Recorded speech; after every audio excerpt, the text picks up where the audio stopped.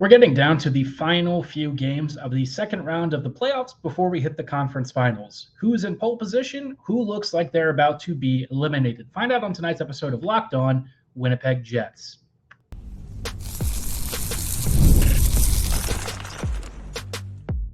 You're Locked On the Hockey Jets, your daily podcast on the Winnipeg Jets, part of the Locked On Podcast Network, your team every day. Hey friends, and welcome to today's episode of Locked On Winnipeg Jets, part of the Locked On Podcast Network, your team every day. I'm your host, Harrison Lee, an avid Winnipeg Jets fan and an online blogger. You can follow me on Twitter at HLLivingLoco and at LO_Winnipeg Jets. Thanks for making Locked On Jets your first listen of the day every day. If you like what you're hearing, be sure to like, follow, and subscribe on all of your favorite podcasting platforms and YouTube. Doing so, of course, is always free of charge and ensures you never miss another episode. Most of all, though, we just love and appreciate your support. Tonight's episode, like I said, we're going to be talking about the playoffs because we are getting close to the conference finals, and there have been some interesting results, some of which I think were expected, some of which were perhaps a little more surprising than anticipated. But before we dive into the Eastern Conference first, just wanted to let you know that tonight's episode is brought to you by Game Time. Download the Game Time app, create an account, and be sure to use promo code LOCKEDONNHL for $20 off your first purchase. Terms do apply. Now, like I said, the Eastern Conference playoffs so far have been rather interesting. I think we've seen a couple of teams that have done really well and a couple of them that are really struggling. So, of course, yesterday, the Rangers eliminated the Hurricanes. And for those of you who are hopeful that Rod Brind'Amour becomes a free agent coach and doesn't want to re-sign with the Canes org, this is probably one of the best free agent coaching candidates you could ask for. I think the Canes getting bounced is probably not super surprising. The Rangers just have a certain level of finishing talent that the Canes never did. And for as many chances and stuff as Carolina creates, you could argue that one of their big downfalls is that they just haven't been able to capitalize on quite as many of those opportunities. Not that they're, slouches in scoring. They were seventh in team scoring this year, from what I understand. But in terms of just overall finishing talent in a series against a squad that's essentially built through like an elite power play and really patient finishing and what you might call elite goaltending at times, it's a tough proposition, right? Because the Rangers aren't great at 5v5. They don't tend to outcreate their opponents. But the problem for the Canes is that in a series where you have elite finishing being the primary difference on special teams, it's tough, right? The Canes are built to be a regular season horse, and they've done pretty well, relatively speaking, in many of their playoff runs, but they never seem to get past a certain point. And it's at this point again where they have again stumbled. And so the Rangers are on to the conference finals.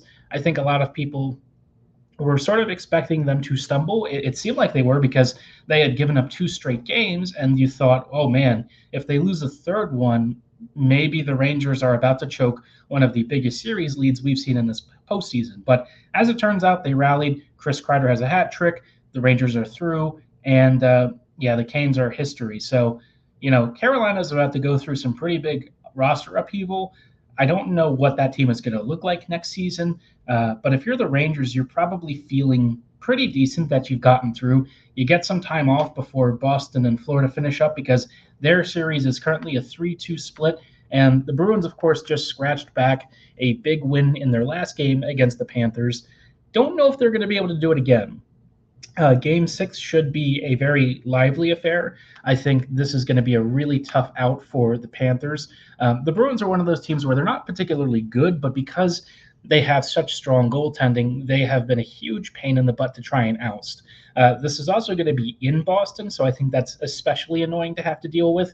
You've got the road fans, you've got a very intense atmosphere, and look, the Panthers, strong team, no one's disputing that, but the Bruins just have apparently this knack for staying alive. But I still think at the end of the day, the Panthers get through. I've called them before as being series favorites. I think they still are, and I think this, even if they lose this game, it's probably not the end of the world. I think they would much prefer to end the series tonight. But if it doesn't, obviously they'll look to try and figure out something perhaps in game 7, but ideally you don't want to face a rested Rangers team.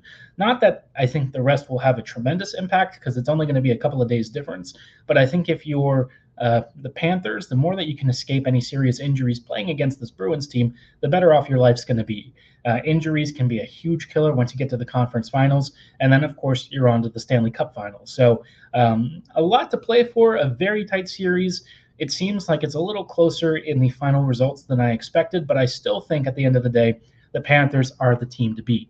And in the series against the Panthers and Rangers, should that be your conference final, I do think the Panthers are going to be the one to get through. I think Florida just has this knack for having a really well-balanced roster with good scoring up and down the lineup. They're defensively pretty resolute, and they've got a great power play. PK, is pretty solid. The goaltending has really held up as well. So I think you're looking at a very tight series, but I think at the end of the day, the Panthers just have a little bit more juice on all sides of the ice to get through New York. But if the Rangers do advance, it wouldn't shock me. I think the Rangers are one of those teams where they can just be built to survive and get through. They have just enough of elite talent in a couple of key areas to where that's enough to get you through. Now, against a team like Dallas or Colorado or something, I don't know if that's necessarily the case. I think, you look at how the Rangers are constructed and who they'd be facing, and I don't know if they'd be good for any of those series. But, I guess the first big test is getting through the Panthers if they are the conference finalists, right? Assuming the Bruins get through, then you have a little bit of a different story. I think the Bruins are a team that the Rangers could definitely take advantage of.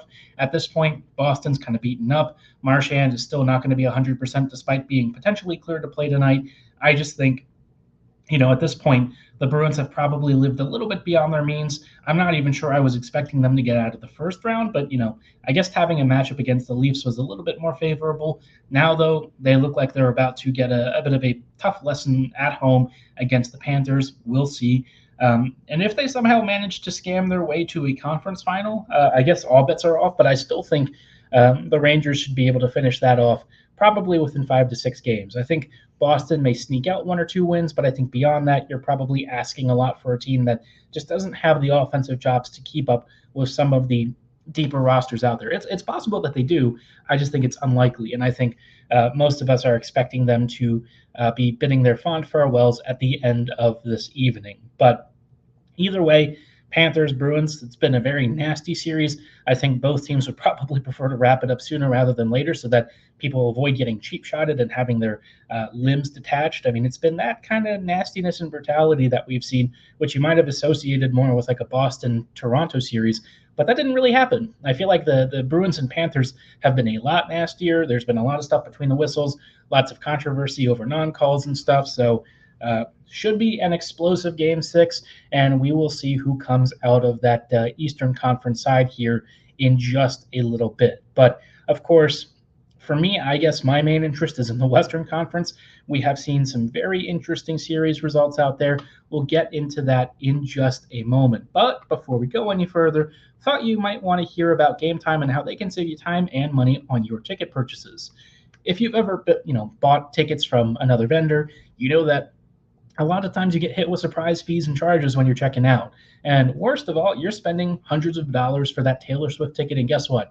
You're not actually sure where you're sitting. You have a general idea of your seat, but you don't know what the view is like. Game Time totally gets it, and they want to make things a lot simpler. They offer all-in pricing, views from your seat, event cancellation protection, a lowest price guarantee, and best of all, you can even save money as it gets closer to first pitch or tip-off because, guess what? They are authorized ticket marketplaces for both the NBA and MLB, and the prices go down the closer you get to the start of the game. If you are somebody who enjoys saving money and you're comfortable with a service that can help you do both in saving time and money, Game Time is a great option. They also offer flash sales and zone deals for those of you looking to perhaps get a little bit more of a geographic edge. If you're wanting to take all the guesswork out of buying tickets, go with Game Time. Download the Game Time app, create an account, and be sure to use promo code LOCKEDONNHL for $20 off your first purchase. Terms apply. Again, create an account and redeem code LOCKEDONNHL for $20 off. Download Game Time today. Last minute tickets, lowest price, guaranteed. Hey, friends, and welcome back to this episode of Locked On Winnipeg Jets, part of the Locked On Podcast Network, your team every day. Every day, thank you so much for joining us as we're just talking about the playoffs. Obviously, the Eastern Conference has been close, but I think a lot of us tend to feel that the actual Stanley Cup champion comes out of the West this year. Not that that's a surprise. A lot of Western Conference teams have done pretty well the last couple of seasons. Wouldn't shock me if it happens again.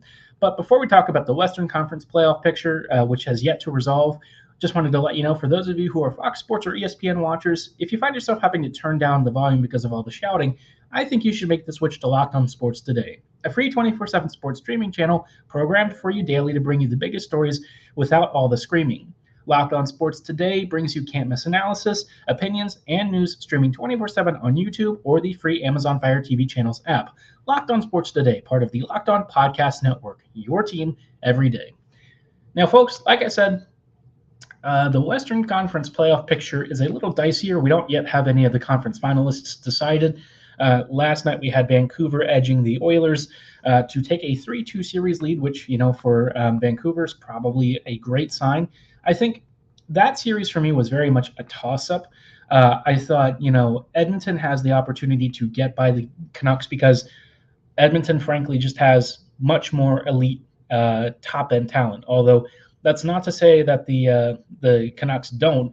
I think Vancouver has more overall talent up and down the roster, which I think has been really helpful. I think Tocchet has them all playing at a level that I didn't really think this team was capable of. And it's amazing to see them sustain their level of offense for most of the year. They had a bit of a dip in finishing at one point, but seemingly not really been a problem the last few weeks. And obviously with their goaltending holding out so far, Seelovs and DeSmith and whatnot have done their jobs at different points depending on who's actually healthy. This has probably been about as good of a playoff run as you could ask for Vancouver. And it seems like they're on track to get through to the conference finals, in part because the Oilers just haven't gotten the sharpest goaltending. It wasn't bad in last night's game, but in previous games, obviously between Skinner and Pickard, it wasn't like fantastic. And I think that's been a big deciding factor.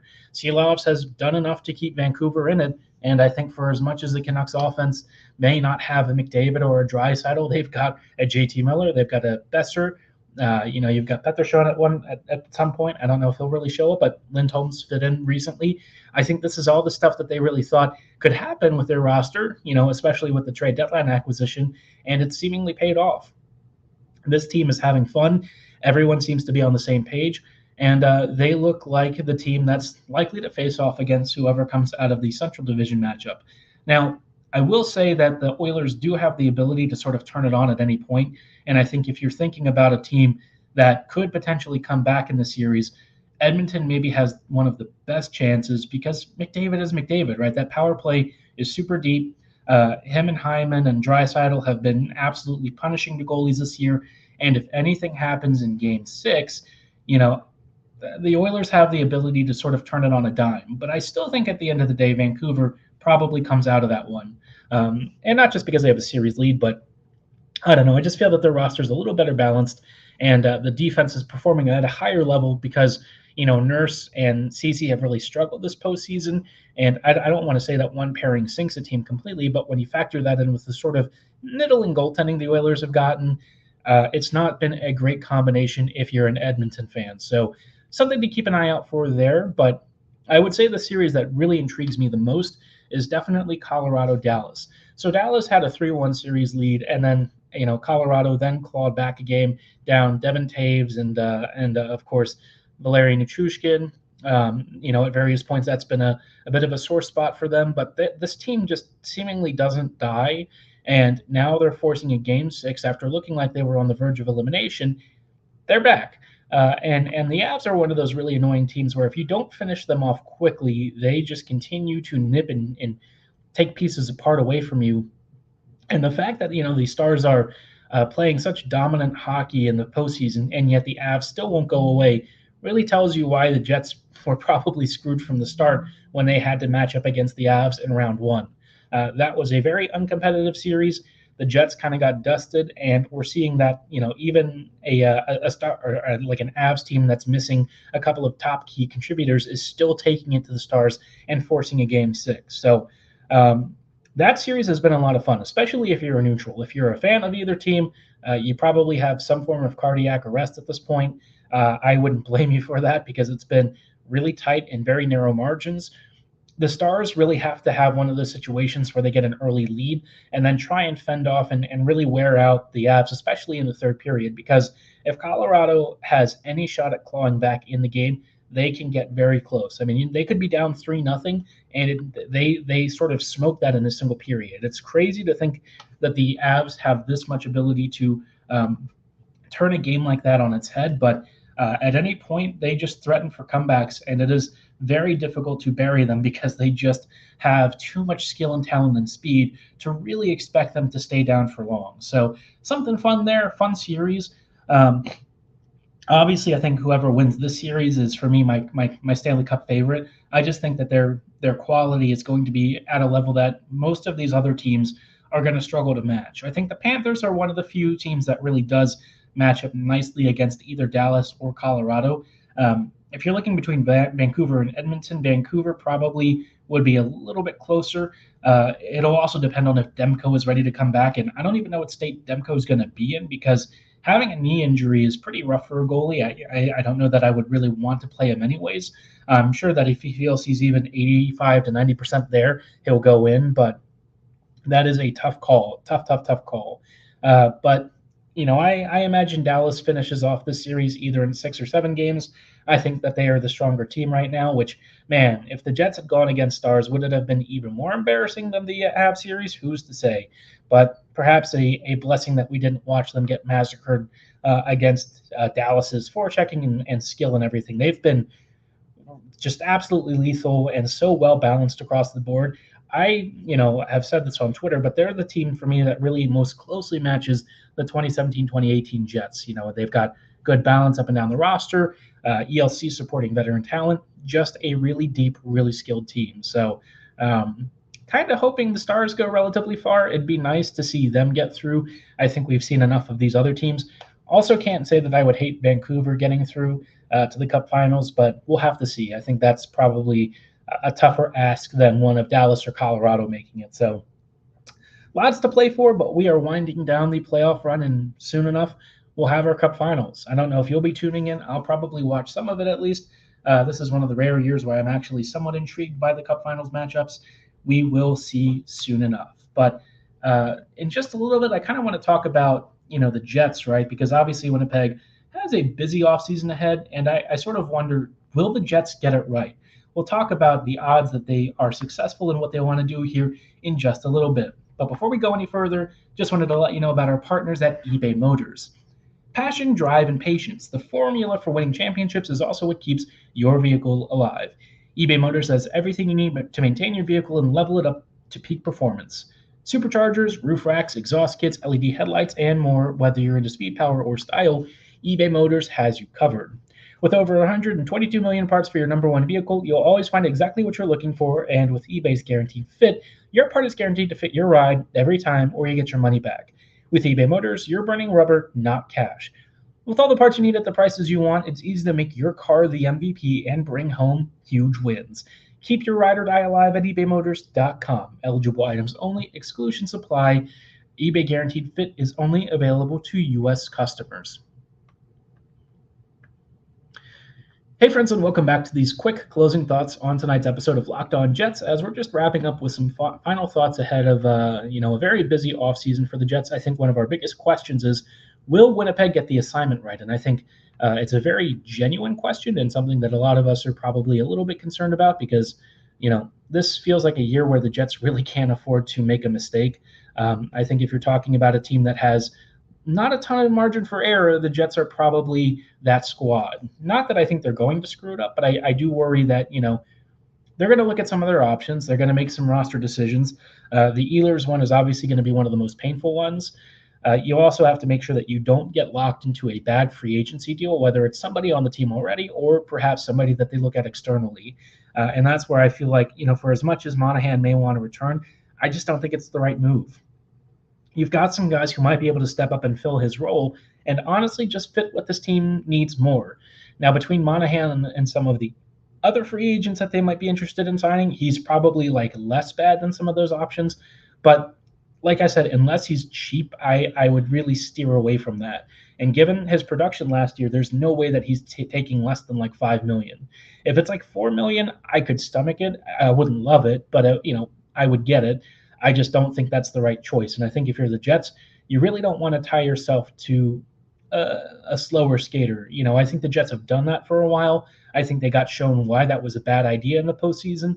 I really expected it to go a lot better than it did. I know the Jets have never been a team that's been built on speed, but the fact that the Colorado Avalanche just humiliated Winnipeg as badly as it did, it felt like a huge wake-up call that, all right, maybe we need to change the approach. I thought the team was still built to be at least playoff competitive, but yikes, that did not go super well. So the Jets obviously learned some hard lessons, and I really hope that they get it right, especially with the next coaching appointment, because it's time for the kids to really take a starring role for this team. You've got a lot of talented youth. You've got a lot of players who are sort of on the cusp of NHL action, but really just need the right coach to bring them along. And that's where this hire is really critical. Not that I think Arniel is not the guy for the job, but I just don't know that he is either. And because he's kind of a bit of an unknown with sort of a short track record, I don't know how I feel about that. And I'm not saying that Todd Nelson has a more established track record, because he doesn't, right? He's got 1 year with the Oilers that went pretty badly. I think that was the year that led to McDavid. And so you might say, well, why would he be any better? But then you look at his championship pedigree at lower levels and you think, well, maybe there's more to that. And maybe he has learned some lessons. And honestly, the Oilers back then were just not a good team. So I don't know how much of that was really on him and how much of it was just on a crap roster that he got handed. But, at the same time, right, you're going to incur some level of risk. And I think this upcoming season for me is going to be a year of evaluation. You need to figure out where your top players stand, who, you really want to build around going forward, and which of your young players are ready to assume bigger responsibility and honestly demand roles on this team. You've seen guys like Perfetti have moments where they look fantastic, but then for one reason or another, they got pushed further down the lineup. We need to have guys who are unbenchable by any coach. And that's where I think, this year could be a really eye-opening experience for the Jets, where they kind of figure out, this is what works for the team, this is what doesn't. And if the players are ready to buy into a more up-tempo, aggressive style, I think that'd be great. I know players have talked about it. They've asked about the youth apparently, or I don't know if Sheppy made that up. I would be inclined to believe he probably didn't. Chipman also mentioned something about bringing the youth into the lineup with his recent letter to the fans. So all I can say is I think this is a really pivotal offseason. I feel like we say that every year, but this year feels I don't want to keep saying that it raises the stakes, because I feel like that's just silly. But I think for the Jets, it is a pretty big offseason, right? I think this is the chance to really move the franchise in a positive direction. And so it's important and imperative that they get everything as close to right as possible. They don't have to make every move be perfect, but you know what? Be smart about how you spend your money.